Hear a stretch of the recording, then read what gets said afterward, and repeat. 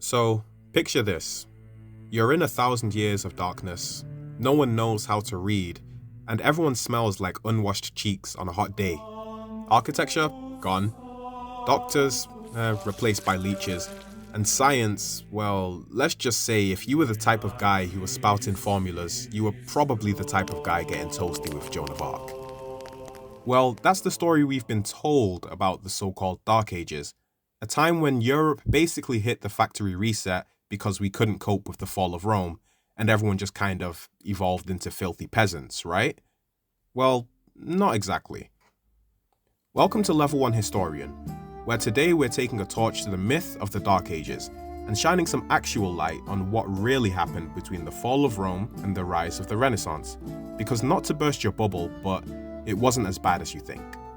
Let's rewind to the year 476 AD. The Western Roman Empire, the giant that had ruled over most of Europe for centuries, officially collapses. Rome is sacked, the last emperor is overthrown, you know the story. And if you don't, well, I'd recommend you check out our video on the subject.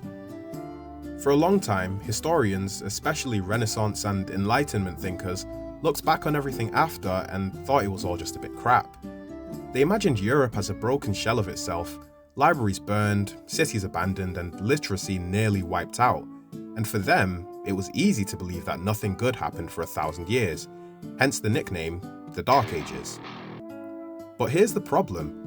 The term Ages wasn't really meant to describe the entire Middle Ages, not at first anyway. It was coined in the 1300s by an Italian writer named Petrarch, who saw the Roman past as a golden age of knowledge and his own era as embarrassingly off-brand. Over the next few centuries, other writers picked up the idea and ran with it. Enlightenment thinkers like Voltaire and Edward Gibbon took it even further. They painted medieval Europe as a stagnant, backwards time full of ignorance and superstition, a giant hiccup between two glorious ages, classical antiquity and the Renaissance. And for a while, that narrative stuck, especially in pop culture. I personally was surprised to hear that the average medieval man didn't come with the cranial cooling system. It was actually theorized that this was Renaissance propaganda spread during the Time Wars, but that's the story for another video. The more historians actually studied the period, the more they realized that this darkness was a myth. Yes, the Roman Empire fell, and yes, things got rocky, but it wasn't the end of civilization, and it definitely wasn't 1,000 years of nothing. Let's get something straight. When Rome fell in the West, Europe didn't suddenly forget how to function. It's not like after the collapse they all decided to forget how to read. Life went on, it was just different.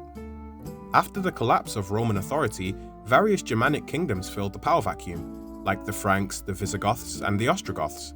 And these weren't aimless barbarian mobs either. Many of them had actually admired Rome and adopted Latin cultures. Some even tried to preserve some of its laws. And while the roads might have gotten bumpier and the aqueducts a bit mossy, people still farmed, traded, worshipped, and raised families. Something that people often forget is only the Western Roman Empire fell in 476 AD. The eastern half, what we call the Byzantine Empire, kept going for another 1,000 years. Their capital, Constantinople, was a powerhouse of culture, trade, and scholarship, and they preserved Greek and Roman knowledge, as well as built incredible architecture like the Hagia Sophia. Legend has it that if you go to the Hagia Sophia, after collecting all of the lost Polo manuscripts, then the devs will bless you with a legendary new armor set. So if the entire civilized world had truly collapsed, someone clearly forgot to tell the Byzantines. And it wasn't just the Byzantines. While parts of Europe were rebuilding, a new intellectual superpower was rising in the east, the Islamic Caliphates. In cities like Baghdad, Cordoba, and Cairo, Muslim scholars preserved and expanded upon ancient Greek, Roman, Persian, and Indian texts. They translated Plato, Aristotle, Galen, and Ptolemy into Arabic, and didn't stop there. They invented new fields of algebra and made breakthroughs in medicine and astronomy, as well as maintained enormous libraries that put most of Europe's monasteries to shame. This wasn't a dark age, it was a golden age, just not a European one. But just because it wasn't all sunshine and rainbows, doesn't mean it was all gloom and doom either. across the countryside, Christian monasteries had become some of the most important intellectual centers of the age. Monks worked for years copying and preserving ancient texts by hand, slowly keeping the flame of literacy alive. Without them, we wouldn't have most of the surviving works of Cicero, Virgil, or even Aristotle. So yeah, there might not have been public libraries on every corner, but people were still reading, thinking, and writing. And beyond the grandeur and the palaces, medieval life wasn't just about surviving famine and plague. Trade routes reopened, towns started to grow, and new technologies like the heavy plough and the watermill revolutionized farming. Art and music flourished in churches and courts, and people built massive stone cathedrals without modern equipment. Entire languages evolved, and kingdoms like the Carolingians under Charlemagne even launched their own mini renaissances, where scholars and artists were suddenly back in demand. So yeah, Europe went through some tough centuries, but 1,000 years of darkness, I don't really know about that. The so-called Dark Ages were filled with innovation, adaptation, and cultural exchange. It just didn't always look Roman anymore, and that made people uncomfortable later on. So how did we get stuck with this whole Dark Ages thing anyway? Well, let's blame the Renaissance. When thinkers in 14th century Italy, like Petrarch, started rediscovering ancient Roman texts, they looked around at their own era and felt underwhelmed.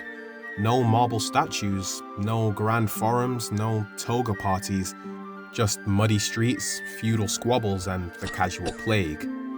To Petrarch, classical antiquity was a golden age, and everything after the fall of Rome, just a sad, dusty waiting room where humanity forgot how to be brilliant. He called it a dark time, not because it was full of death and despair, but because he thought it lacked the light of classical learning, and the label stuck.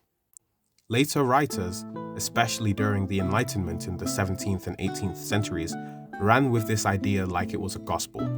To guys like Voltaire and Edward Gibbon, anything medieval was the opposite of reason. They mocked the period for its faith-based thinking, political chaos, and weird feudal customs. Gibbon even argued that Christianity played a key role in the fall of Rome, framing the Middle Ages as the result of a civilization losing its mind.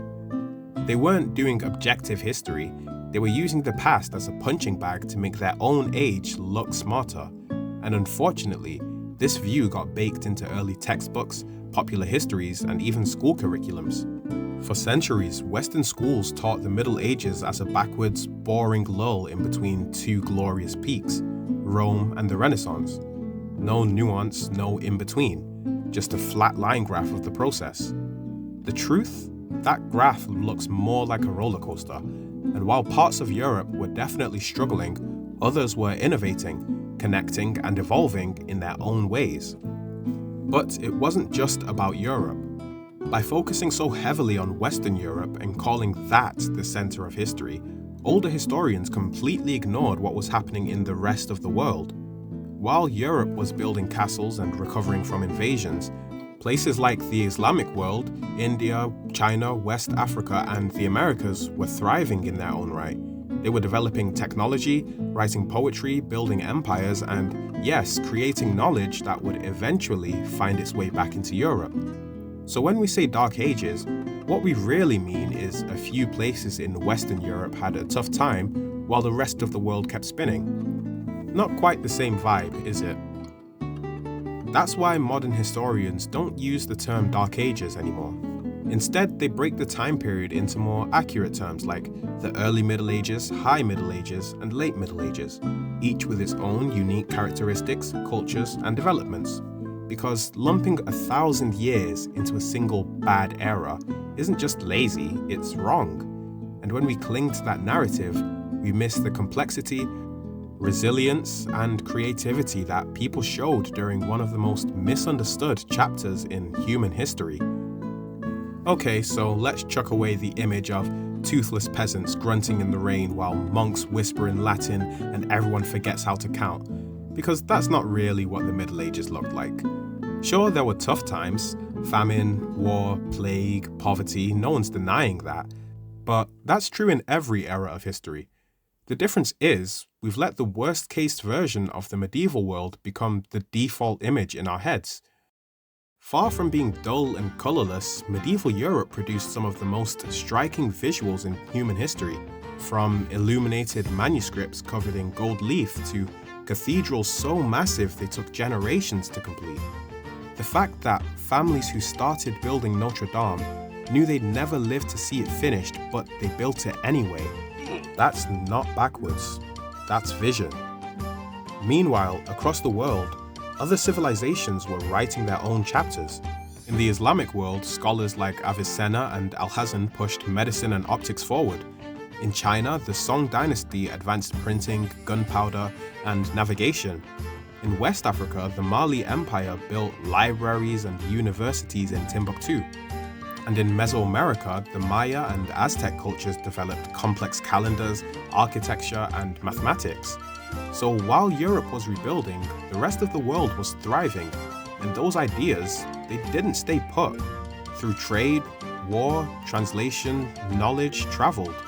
Cultures collided, ideas mixed, and slowly, a new world emerged. So that's the Middle Ages. Not a black hole of ignorance, but a messy, fascinating, and very human stretch of time where progress looked different than it had under Rome. Was it chaotic? Yeah, sometimes. Violent? Often. But dark? Only if you squint really hard and ignore everything that doesn't fit the story. So next time someone tells you nothing happened in the Middle Ages, ask them how they think cathedrals got built, or where algebra came from, or why Dante wrote in Italian. Ask them why they think people back then thought the Earth was flat, even though almost nobody actually did. And most of all, ask them what they mean when they say dark, because history isn't a light switch, it's a sunrise. Calling it dark would be like calling Detroit a cleaning sim because you got bored after 20 minutes. The truth is, the period between the fall of Rome and the Renaissance wasn't a void, it was a time of rebuilding, adaptation, and surprising progress. From scholars preserving knowledge in distant monasteries to innovations pouring out of Baghdad and Chang'an to Gothic cathedrals stretching into the sky, the Middle Ages weren't a pause, they were a process. And the idea that nothing happened for 1,000 years, that's the real myth.